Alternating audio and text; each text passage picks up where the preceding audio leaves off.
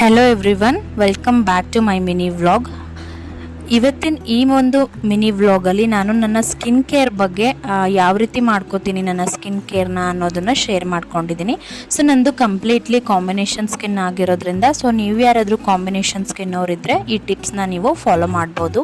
ಅಮ್ಮನ ಮನೇಲಿ 2ನೇ ದಿನದ ದಿನಚರಿ ಯಾವ ರೀತಿ ಇತ್ತು ಅನ್ನೋದನ್ನು ನಾನು ನಿಮ್ಮ ಜೊತೆಗೆ ಶೇರ್ ಮಾಡ್ಕೊಂಡಿದ್ದೀನಿ.